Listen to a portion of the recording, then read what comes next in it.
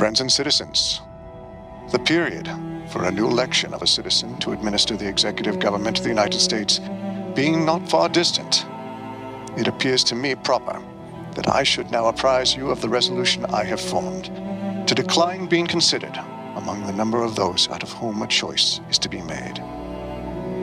With these words, George Washington announced to the nation that his time as president was coming to an end. The publication of the farewell address in Claypole's Daily Advertiser was a momentous occasion for the young United States. Washington established the most significant precedent of his presidency, the two-term limit.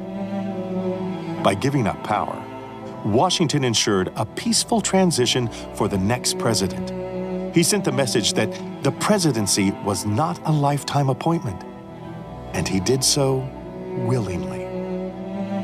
But the farewell address was more than just a resignation. It also carried Washington's warnings for the young nation. In it, Washington warned Americans to avoid partisan politics, entangling alliances with foreign nations, and regional divisions. At the same time, he urged Americans to celebrate liberty, education, and unity. The farewell address has long stood as a testament to Washington's leadership, but it also answered the vital, unsolved questions that had tested the young nation. How long was a president supposed to serve? How many terms in office would be the limit? And how would power transition from one president to the next? This is Inventing the Presidency, Episode 8, The Farewell Address.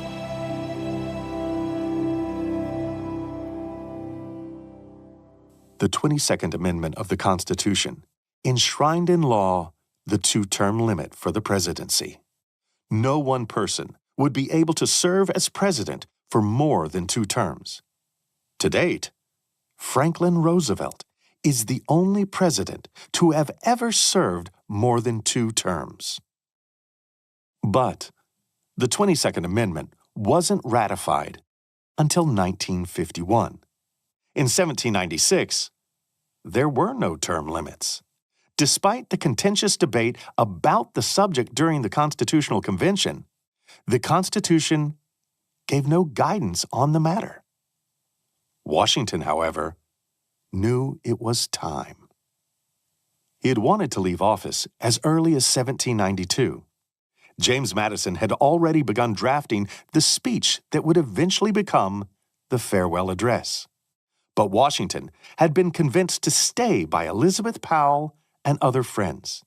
In 1792, the United States was in the midst of several crises, including the Whiskey Rebellion, the Northwest War, and the French Revolution. Washington knew that stepping aside would be risky. So, the address was put aside. For now. At the end of his second term, however, Washington had many good reasons to resign. First, he was getting older. In 1796, he was 64 years old. Washington worried about the precedent it would set if he died in office. Men in his family typically did not live long lives, and Washington had already outlived both his father and older brothers. If he died in office, some might see the presidency as a lifetime appointment. Second, he understood the need to demonstrate a peaceful transition of power. Historically, the transition of power from one sovereign or ruler to the next has been among the most vulnerable times for a nation. Proving that power could be smoothly transferred from one president to the next would be an important precedent. Third, he was tired.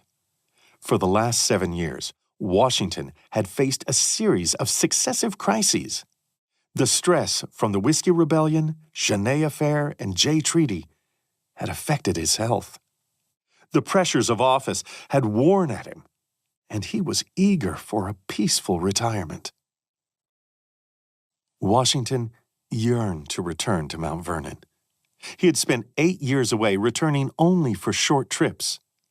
In his absence, parts of the plantation had fallen into disrepair, and he wanted to spend his retirement returning it to its former glory.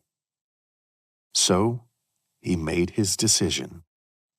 The original draft, written by James Madison in 1792, was turned over to Alexander Hamilton. Hamilton largely rewrote the address, keeping only a few paragraphs from the original. But Washington was closely involved in the writing process.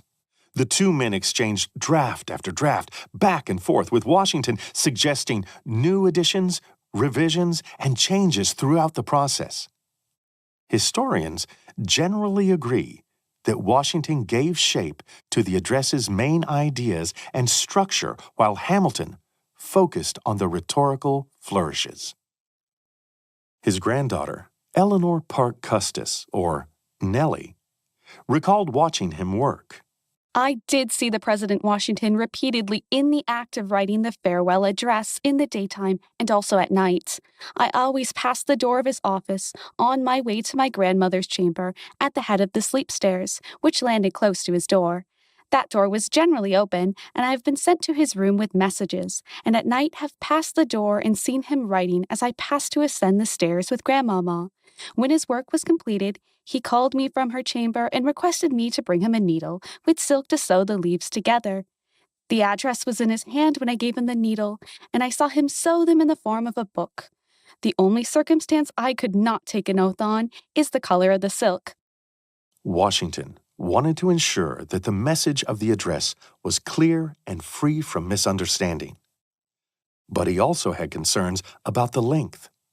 You see, Washington would not be delivering this address to the nation like a traditional speech. No one was more surprised to hear this than David Claypool. Claypool published a newspaper called Claypool's American Daily Advertiser.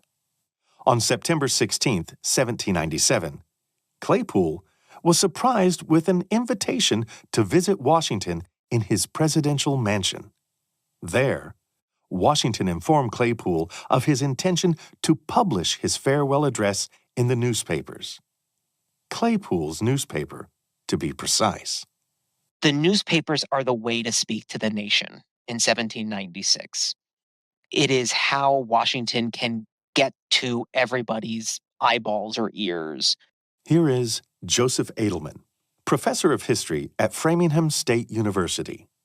In the colonial era, if a government official, the king or the governor, wanted to tell something to the people in the broadest sense, they would write something up and it might be posted somewhere, but as often as not, it would be proclaimed. It's a proclamation because it's proclaimed, it's spoken from someone, either the person himself or his representative in Boston, right? The governor would read the proclamation of the king.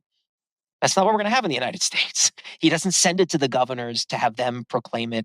He doesn't send it to ministers, which is what Massachusetts did with the Declaration of Independence. They sent it to each town's minister to read the Declaration.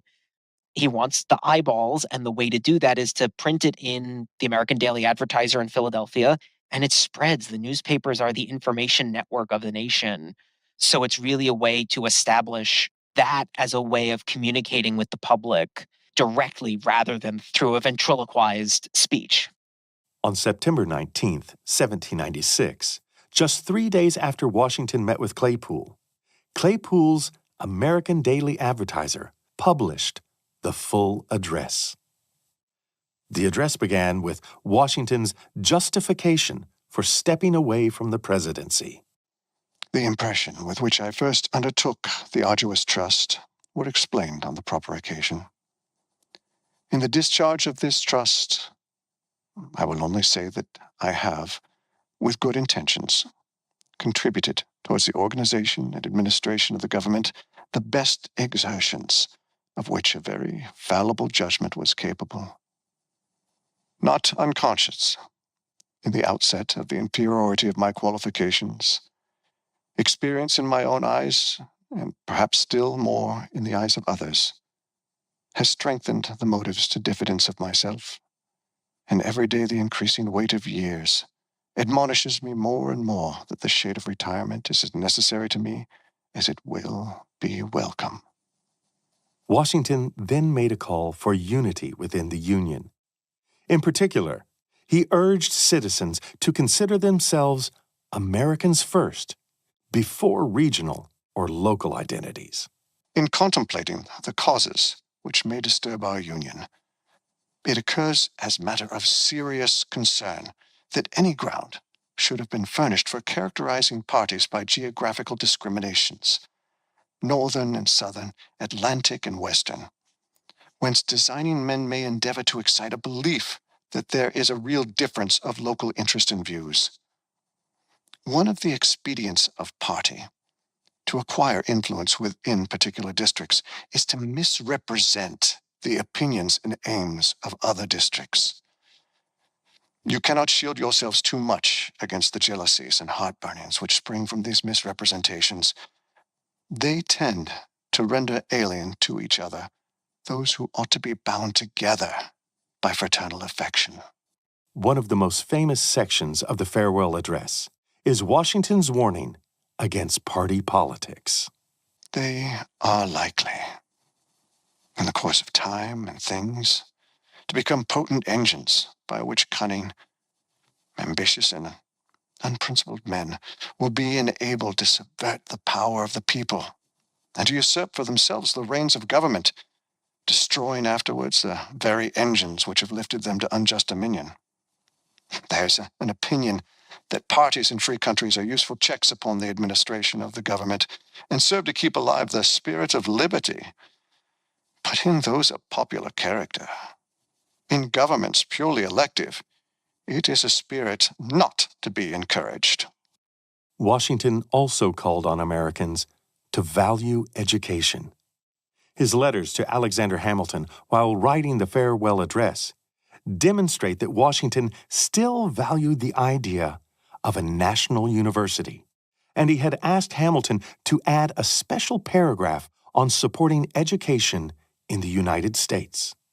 Promote, then, as an object of primary importance, institutions for the general diffusion of knowledge.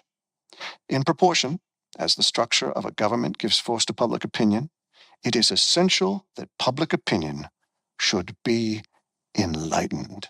And he wanted to protect the neutrality that had defined the foreign policy of his terms. Washington asked the nation to avoid costly and dangerous foreign entanglements, such as wars, permanent alliances, and exclusive trade arrangements. Observe good faith and justice towards all nations. Cultivate peace and harmony with all. Excessive partiality for one foreign nation and excessive dislike of another cause those whom they actuate to see danger only on one side and serve to veil and even second the arts of influence on the other. These warnings did not just reflect Washington's foresight. They were reactions to the world he saw around him. During his 8 years in office, Washington had weathered rebellions, foreign threats, devastating military defeats, and the emergence of two opposing factions, the Federalists and the Democratic Republicans.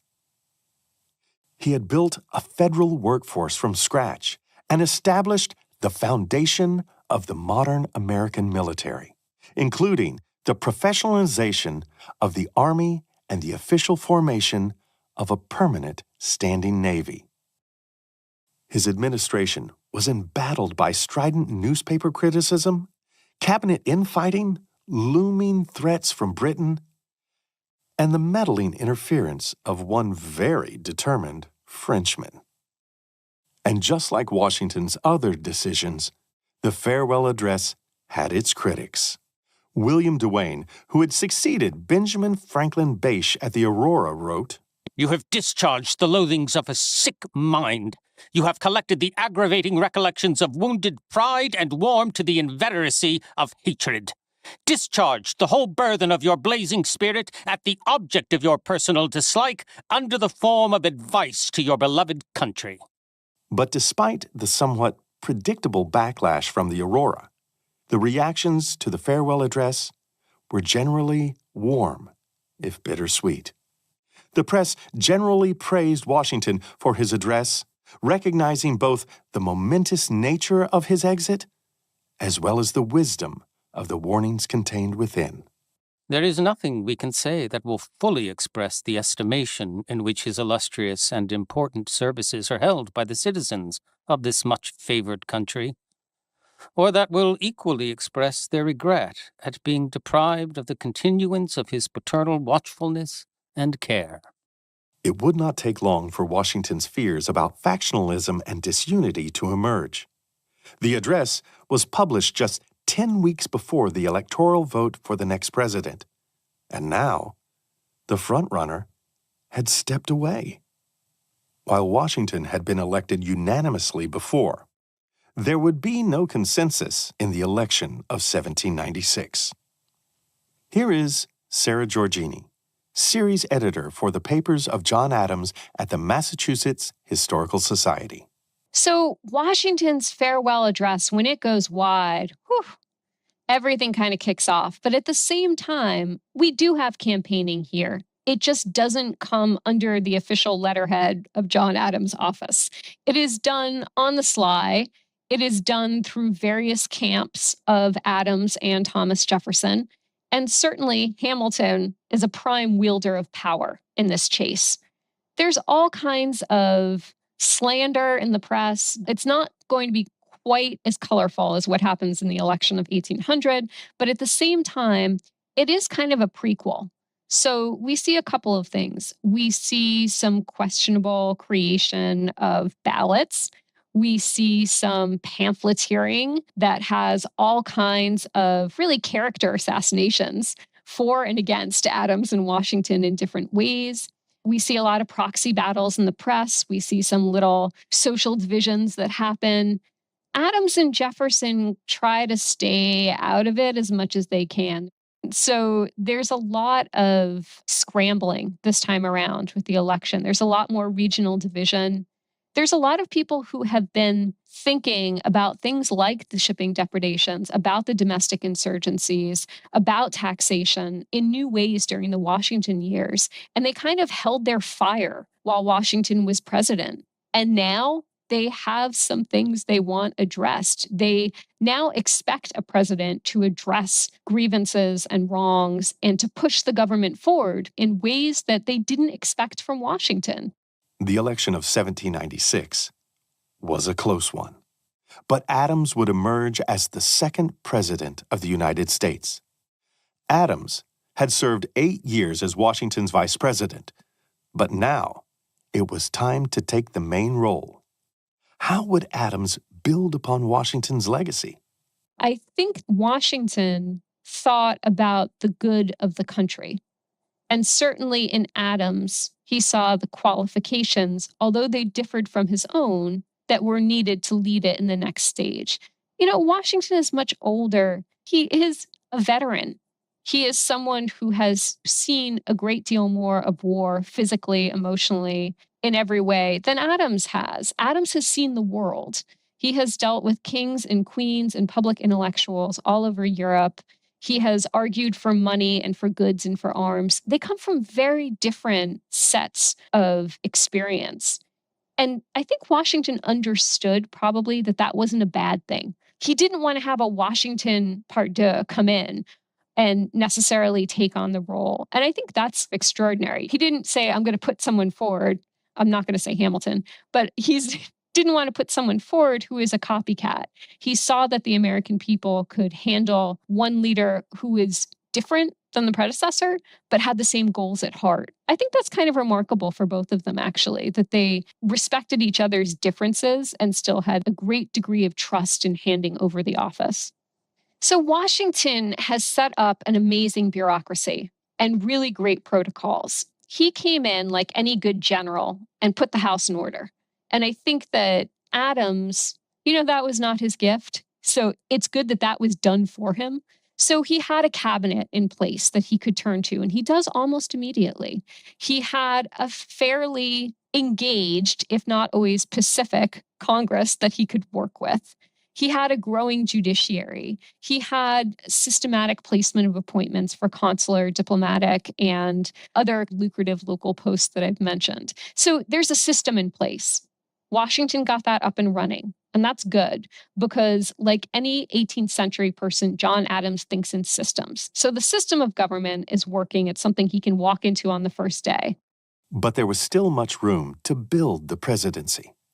Although he only served for one term, Adams would establish important precedents of his own.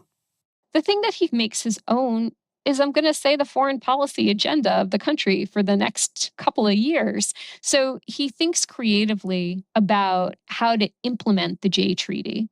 So thinking about how to balance our neutrality with opening up America to the world, that is something that Adams does. Thirdly, with France, he'll say it, he keeps the peace. It is not easy to do that. That is a great legacy, to be able to hold back the US from war while also putting in place the tools they'll need if a war comes, i.e., a navy, a working army, all kinds of money that he can get out of Congress to fund those in a regular manner. So he does his job of evolving the system a little bit more that he inherits from Washington. But I do think a lot of his greatest legacy is going to come after the election of 1800. In 1800, Adams would lose the presidential election to his longtime political rival, Thomas Jefferson. The election had been a contentious one, but following Washington's example, Adams peacefully left office. In his State of the Union address, Jefferson chose to echo Washington's sentiments from the farewell address, proving that despite their political differences, Washington's presidency had lasting influence on the executive branch. There's really no democracy until there's a peaceful transfer of power. America didn't invent the peaceful transfer of power in a democracy to make that definition come true, but we do engrave it in our history after that moment. So the idea that an election can be so close and so difficult, and he can still turn over the office of the presidency because it doesn't belong to him, that power belongs to the people, is something that even he and Jefferson can agree on, is so remarkable.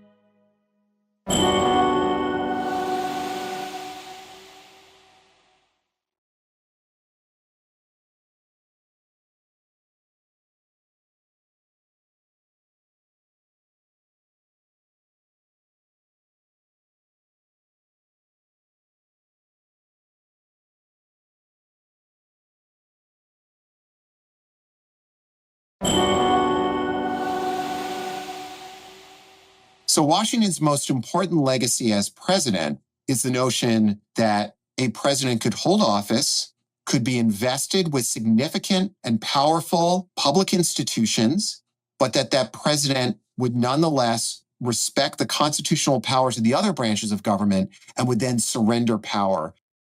In making this podcast, we asked each of our contributing scholars what they considered to be Washington's most significant legacy.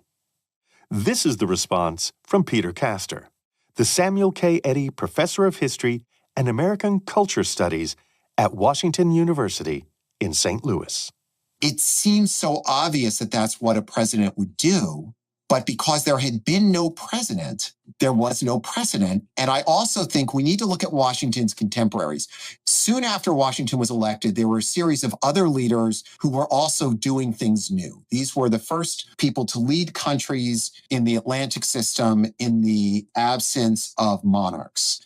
And I think here of Napoleonic France, I think of revolutionary Haiti, and I think of revolutionary Spanish America. And in all of these places, the presidencies that emerged from them, or the heads of government, almost all became dictatorships. You had people who would not surrender power. You had people who used the institutions of government against their own citizens. You had people who used government to enrich themselves personally. And there was no evidence that Washington did any of those things. There are few examples in history of a leader willingly surrendering power. Washington did it twice.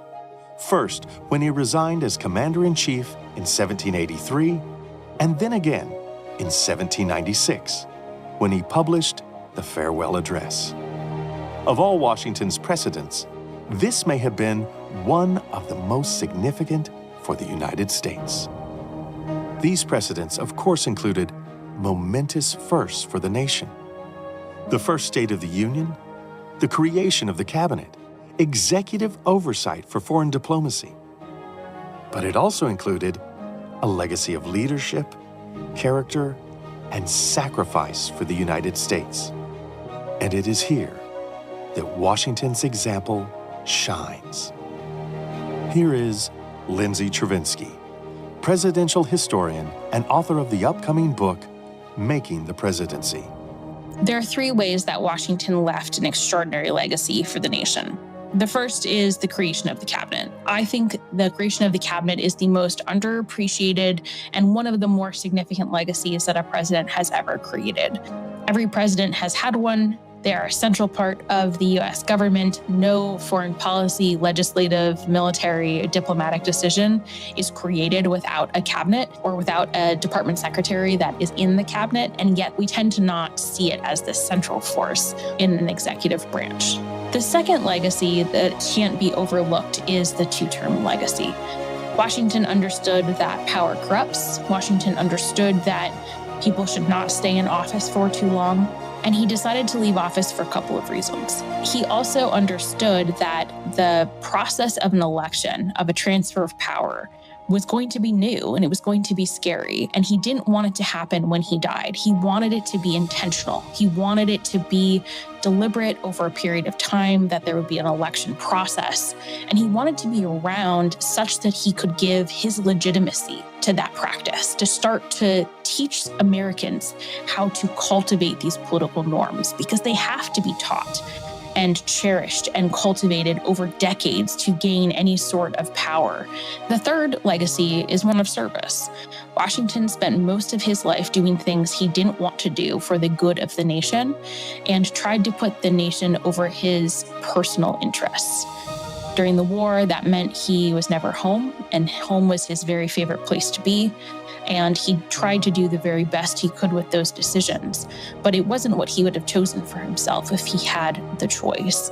And so the ethos of service, the ethos of trying to be the best version of yourself for the nation, is one that starts with Washington and we often take for granted, but really shouldn't. What made Washington so successful in the role of first president? As both a general and a president, Washington faced failure often, but it was his response to these setbacks that distinguished his leadership style. Here is Rick Atkinson, winner of the Pulitzer Prize and author of The Revolution Trilogy, on his view of Washington's leadership. Everyone should understand that he has feet of clay, just like the rest of us. He is a flawed man, just like all men and women are flawed.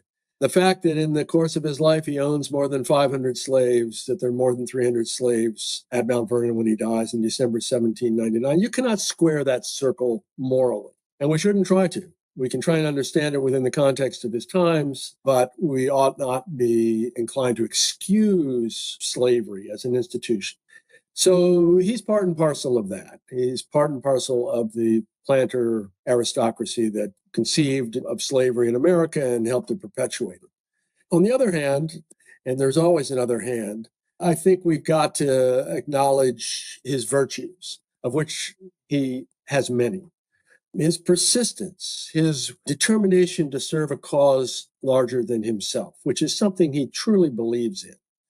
But he's got a personal relationship with the concepts of Stoicism, that Roman philosophy that still persists in our culture today, which helps him to get through tough times, as it has helped many to get through tough times. I think understanding that aspect of his personal makeup, his philosophical makeup, is important. It helps to explain who he is and why he's successful to some extent. I think one of the things that any leader can appreciate about Washington is his adaptability. He can be rigid about certain things, but for the most part, he is not rigid. He is flexible. And he is, even more important than that, he's adaptable.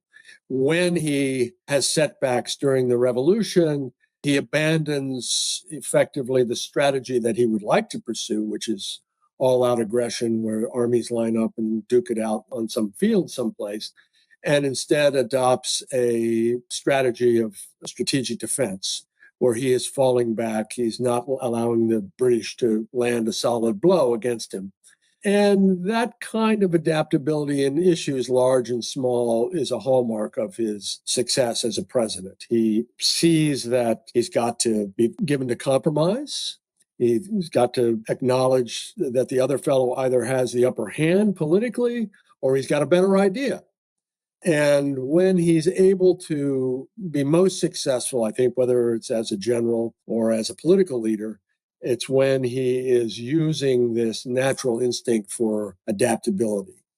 Adaptability, self-sacrifice, and a willingness to give up power are common refrains in Washington's legacy.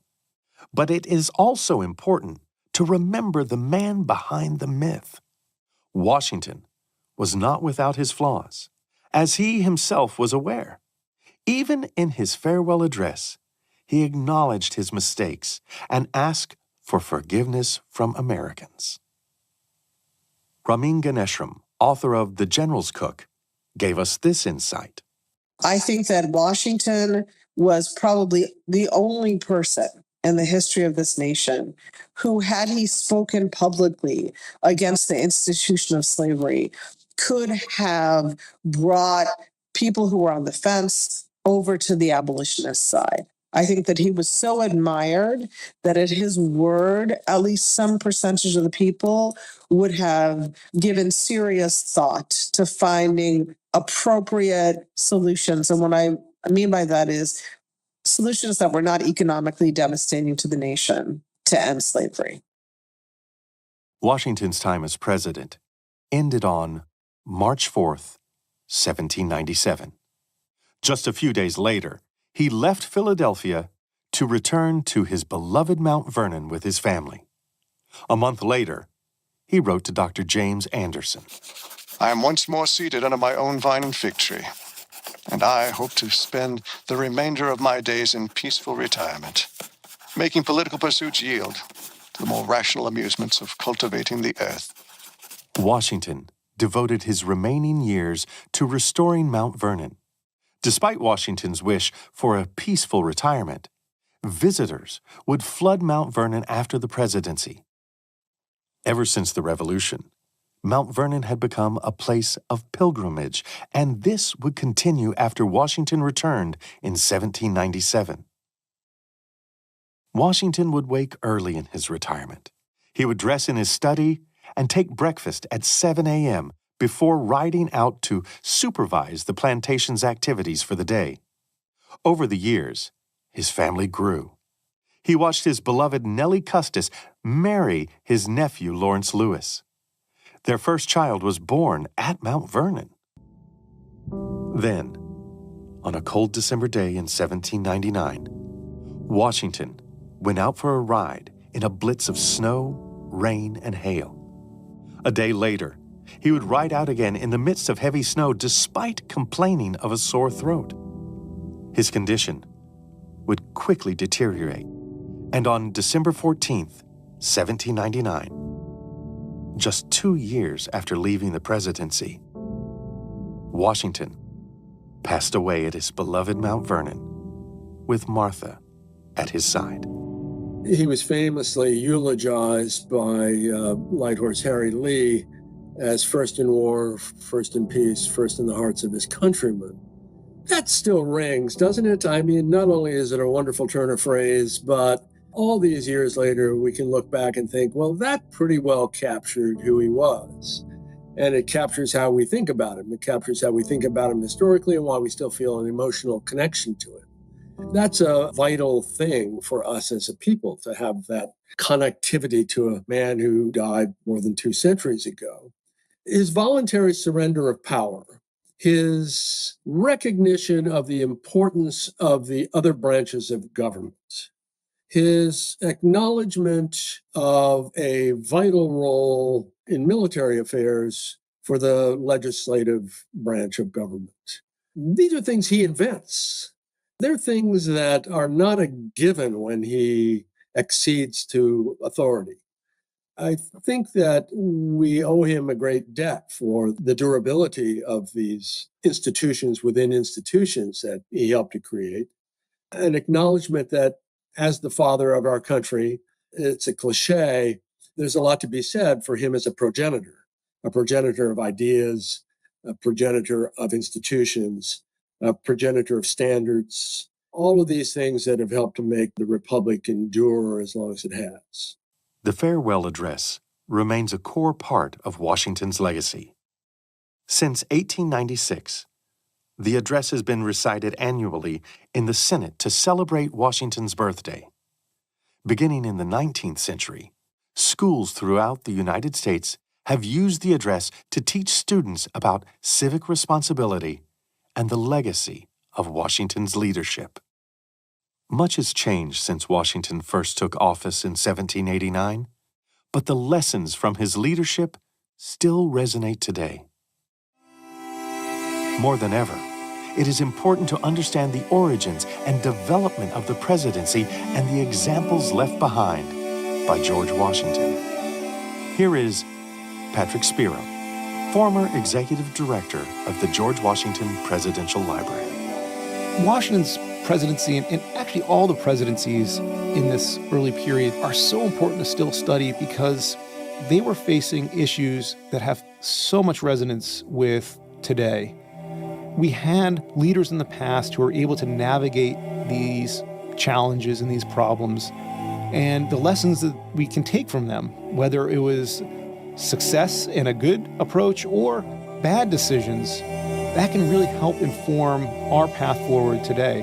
When we talk about debt, when we talk about the role of the federal government, when we talk about diplomatic crises, all of these things were things that Washington faced, and they were very similar to issues that we have today. Now, it's not to say that what Washington did is exactly what we should do today or not, but studying them helps you think through the issues today with, I think, an important lens. The past isn't a guide to the future, but the more knowledge you have about the past, the better informed you are about making decisions that will shape the future. And here we end just as Washington did, with his parting words to the nation in his farewell address. I anticipate, with pleasing expectation, the sweet enjoyments of partaking in the midst of my fellow citizens the benign influence of good laws under a free government, the ever-favorite object of my heart, and the happy reward, as I trust, of our mutual cares, labors, and dangers.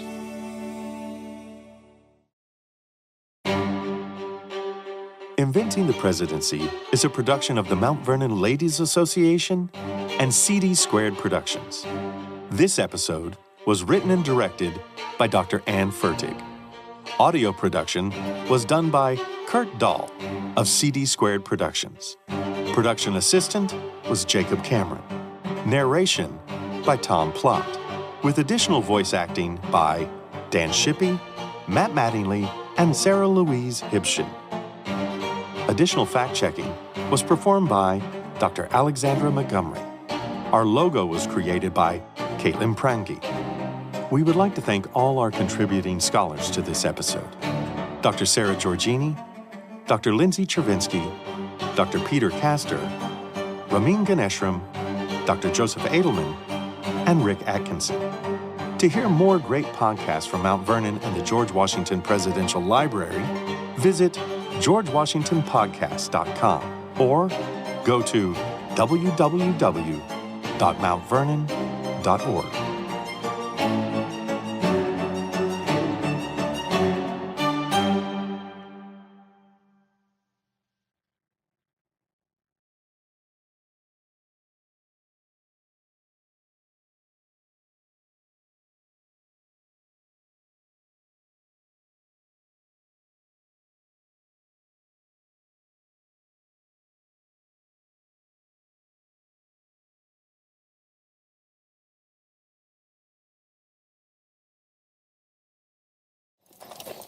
In November 1845, Thomas Adams traveled the winding rural roads